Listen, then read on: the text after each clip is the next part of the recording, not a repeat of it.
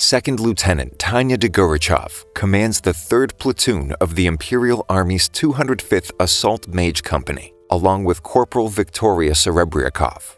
The Empire is a fierce military power fighting a war on multiple fronts.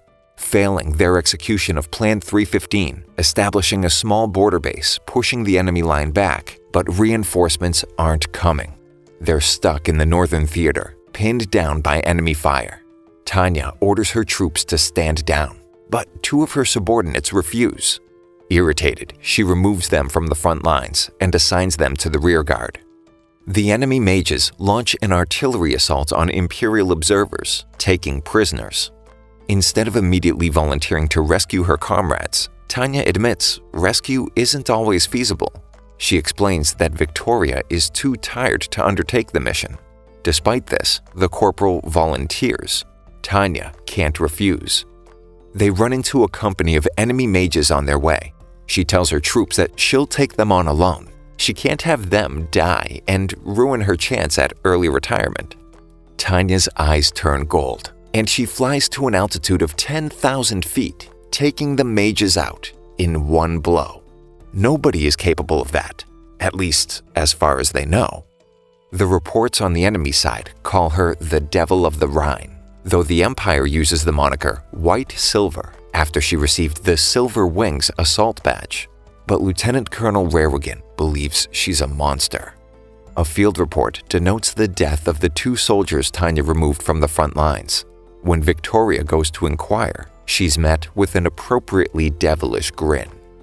In 2013, a salaryman from Tokyo who works in HR must fire an incompetent employee. This only fosters resentment in the man.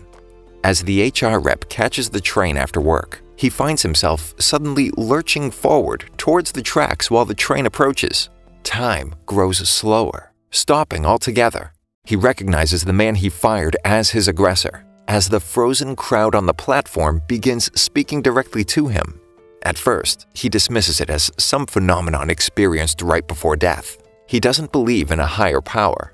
Questioning the entity about whether they fancy themselves a god or a devil gets him nowhere. It doesn't matter to someone void of faith. He decides to refer to them as Being X. The entity gives him another chance at life, if only to find faith and acknowledge them as something akin to a deity. Being X decides to force him to face hardship to gain his loyalty. The salaryman is reincarnated as Tanya, a baby girl located in an analog to a European country in 1913. Tanya joins the military at the age of 9 after discovering she has a talent for magic while growing up in an orphanage. She has an aptitude as a soldier, and her talent is quickly recognized. She's put in charge of training new students, though her reputation of being cruel and unusual spreads fast, going so far as to throw a student through a wall during training. During maneuvers at the Northern Theater garrison, Tanya comes face to face with the Entente Alliance scouts as they begin their invasion of the Empire. She begins laughing. This is her chance to go out in a blaze of glory and retire. She takes out most of the mages with a crazed look in her eyes, ditches her weapon, hugs one of the soldiers, and forces her computation crystal to self-destruct. Despite her best efforts, she's awarded the Silver Wings Assault Badge and made a hero for the purpose of propaganda. At least she can avoid the front lines. After some time recovering, she's been reassigned, just as she hoped. Now she can avoid danger, until learning that she'll be testing a new computation jewel, the Illenium Type 95.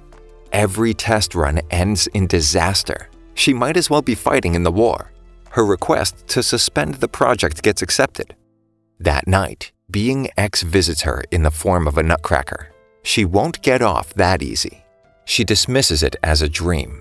But the next day, she finds a note reading Deus Lo Volt, God wills it. The testing is back on. The scientist behind it is now even more convinced of his invention. Apparently, he was visited by God the night before. During the test run, the jewel becomes unstable again. Suddenly, everything freezes as Being X gives her an ultimatum. If she prays every time the jewel is activated, everything will work out fine. She just needs a little faith and to swear absolute fealty to the one true God. It's 1924, and Tanya finds herself fighting on the front line once again. Forcing herself to pray every time she uses the death sentence around her neck only furthers her desire to curse God and escape the battlefield. Tanya is given another chance when Victoria receives a promotion upon her recommendation. HQ allows her to leave once more to attend a military university. Tanya excels in her studies. Though paranoid, she still carries a rifle everywhere after 6 months, just in case Being X decides to show up. In the library, she meets General Zetor. He asks her to speak about the war and for her opinion of the direction it might take. Allowed to speak freely, she shares her concerns about the possibility of a world war breaking out. The general asks for a formal report of her prediction after she panics during questioning, trying to save face while staying away from the war. Putting together a rapid response team comprised of mages would take full advantage of their agility and firepower, avoiding casualties and allocating those resources elsewhere. Tanya runs into her captain at a cafe, glad to see him in the capital, though she's met with worry as he has a daughter roughly the same age. Zetor proposes the rapid response team's formation at a strategic headquarters conference, volunteering Tanya to lead the operation. Meanwhile, the lieutenant colonel, who refers to Tanya as a monster, receives the report regarding the World War. He immediately pegs her as the author, and the top brass believes that she's changed during her time at university. During dinner with Zetor, Tanya is offered multiple post-graduation opportunities, and she's presented with the option to head the new rapid response team, the 203rd. She becomes furious, knowing she's in no position to refuse. She can stall the process as long as possible, though. She puts out recruiting flyers that sound more like a warning, but still receives an unprecedented number of applications. At least she can take forever going through them, until Victoria walks through the door, assigned as her personal assistant. She's already enlisted extra help to get through the paperwork promptly, trying to avoid provoking the Devil of the Rhine's infamous demeanor. Tanya's requirements to qualify for the operation are too difficult for most, and her superiors demand she lower her standards to expedite the process. She agrees, but requests to retrain the soldiers, claiming she only needs 1 month, which is unheard of, and giving her free rein over their training. The regimen is so intense that she's confident nobody would be crazy enough to finish it, firing live mortars at them for 36 hours, before marching through knee-high snow for 48 hours, during which one trainee causes an avalanche while cursing the major. After that, she's convinced they'll cave. Well, that backfired. Again. They're now too terrified of her and too determined to overcome the impossible task.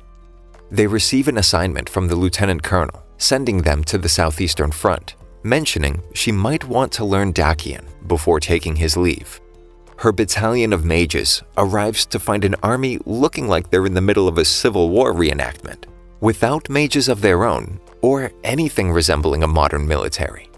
After a decisive victory, it's time to hit their capital. Before they destroy a munitions factory, Tanya upholds that they must follow international laws of engagement and declare their intentions. However, she uses the voice of a regular 10-year-old girl, which the citizens take as a joke. Their loss. They level the factory, successfully completing their mission. The higher-ups figure they can easily wipe Dacia from the map and look towards the fights on the other fronts. The coming winter could throw a wrench in their supply lines, a perfect job for Tanya's battalion, escorting trains while enemy mages ambush them. And they aren't alone. There's backup from an unidentified nation using mages and bombers. Tanya's anxieties about a full-on world war are looking more and more like a possibility.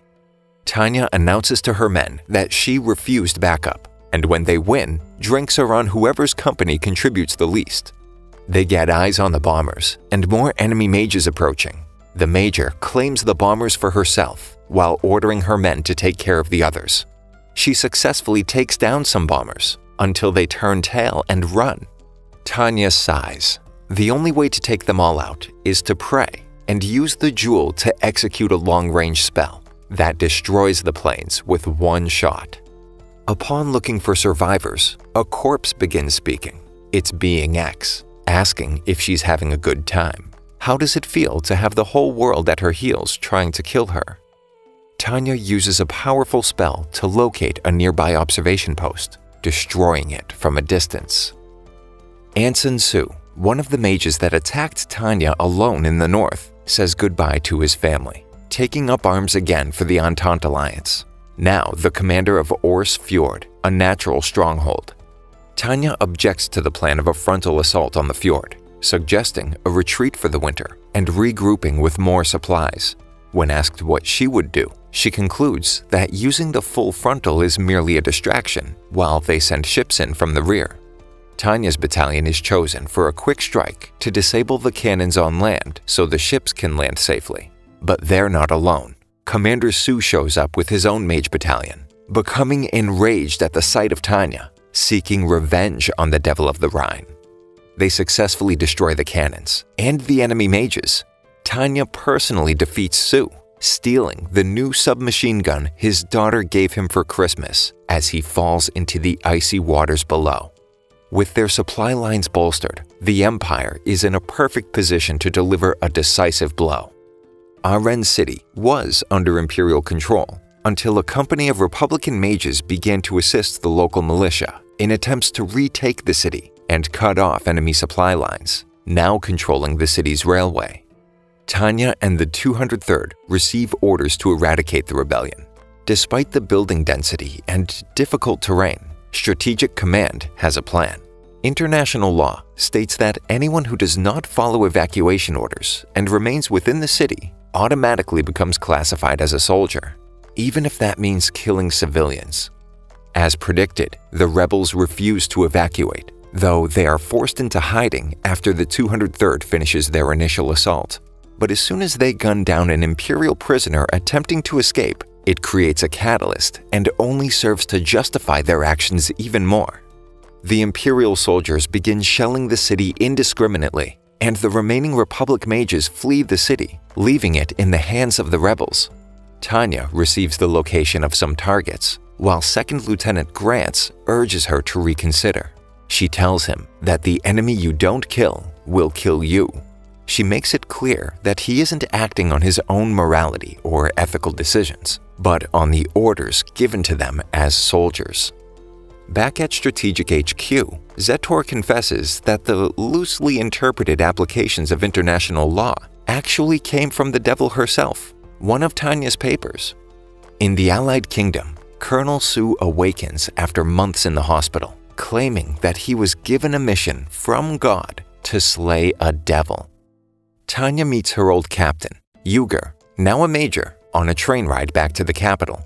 He reveals the plan to trap the enemy and use one decisive battle to end the war.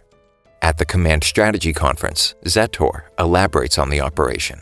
He tells Tanya that the 203rd will penetrate beyond the enemy lines to take out the Republican Command HQ in Operation Shock and Awe. Tanya's favorite scientist has devised a rocket, the V1, which will allow mages to break the sound barrier for the first time. The only problem is, you can't steer them. They're literally magic missiles. They launch Tanya and her strike teams while the Imperial Army launches their feigned retreat, leaving presents behind for the soldiers who believe they're finally pushing the enemy back. Su is enchanting bullets on an Allied Kingdom ship, plotting revenge, eye patch and all. The landing of the V1s is a success. The 3 strike teams prepare to infiltrate their bases. Tanya's team finds the location empty, but the other 2 are successful. They begin their retreat and rendezvous. Operation Shock and Awe is complete. The news reaches Strategic HQ, where prominent figures of Imperial society berate the military about their secret and risky plan, though they begin to place more faith in the remainder of the operation upon hearing of the enemy HQ's destruction. Tanya explains to the 203rd what the stages of the plan are. 1. Operation Fog and Sun. Use propaganda to appear legitimate in their retreat. 2. Operation Shock and Awe. Infiltrate the enemy's headquarters and disable communications. 3. Operation Lockpick, flank the enemy forces from behind while detonating traps. All three are part of the overarching Operation Revolving Door, the cleanup and resolution, the culmination of a well-executed military operation. The 203rd can't believe how close the end seems to be. They have the enemy right where they want them. The battalion goes to join the fight, catching anyone trying to retreat. Suddenly, they're alerted of multiple magic signatures approaching, mages from the Allied Kingdom, with Sue among their ranks. The 203rd are dropping like flies. Tanya launches a counterattack when Sue begins using his trench gun with the bullets he magically infused. Tanya recognizes Sue while running him through with her bayonet. She's surprised he's still alive after being beaten, rather brutally, at least twice to her knowledge. He tries pulling the same thing she did during their first encounter, self-destruct via his operation jewel, claiming his actions are in the name of God. Victoria fires a round through Sue into Tanya's shoulder, allowing her to break free.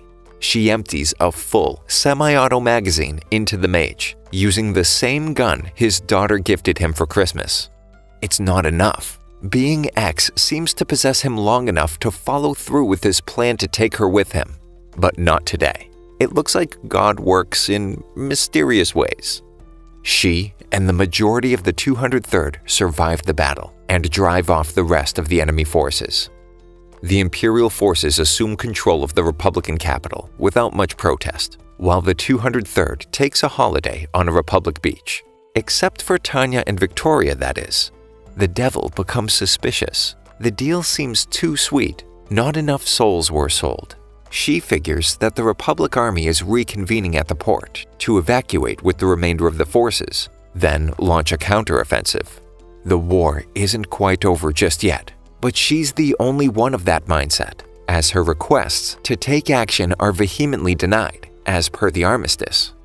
She heads over to Strategic HQ, but most of the top brass are out prematurely celebrating their victory. The only one willing to hear her out is the only one who's been cautious of the little monster, explaining how the rest of the nations will not stand idly by and accept their victory without retaliation. Despite being illogical, people don't work solely on rationalism. Humans are emotional beings and often act based on them alone. Their conversation is interrupted. The birth of the Free Republic is only the beginning. The Empire needs to be careful not to allow the rest of the enemy nations to organize and unite against them. There's a need for discretion and less obvious shows of force. They send the 203rd down to the southern continent. Meanwhile, in the US, Sue's daughter Mary signs up for the draft, swearing vengeance in the name of God. Arriving near Tunis, Tanya gives a speech to her battalion. She denounces God. War is proof of his existence and his failure. She challenges Being X once again, refusing to give in and worship the self-proclaimed deity. It's time for war.